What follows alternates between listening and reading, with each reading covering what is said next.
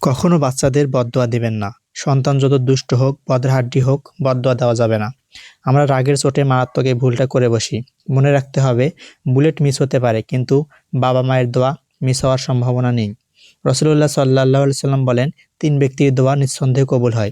১ number মুসলিমের দোয়া, মুসাফিরদের দোয়া এবং সন্তানের জন্য পিতামাতার দোয়া। সুনানে ইবনে মাজাহ ৩৮৬২। বাবা-মায়ের রাগের মাথায় বলা কথাটাও আল্লাহ তাআলা কবুল করে নিতে পারেন। এজন্য বিশ্বনবী সাল্লাল্লাহু আলাইহি সাল্লাম বলেন, বাবা-মাকে সন্তানের জন্য বদদোয়া করতে নিষেধ করেছেন। সহিহ মুসলিম ৩০১৪। সন্তানের জন্য একটি ভালো দোয়া ঠিক করে নেবেন। রাগ উঠলে ওই ভালো দোয়াটি বারবার করবেন। এতে রাগও মিটল, সন্তানও বদদোয়া থেকে বেঁচে গেল।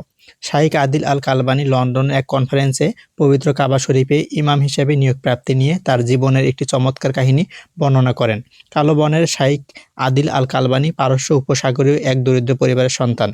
মসজিদুল হারামে নামাজের ইমামতি করা অসাধারণ সম্মানের, আর এই কাজ শুধু আরব ভূখণ্ডের আরবদের জন্যই নির্ধারিত। তিনি বলেন, আমার মায়ের দোয়া আমাকে কাবার ইমাম বানিয়েছে।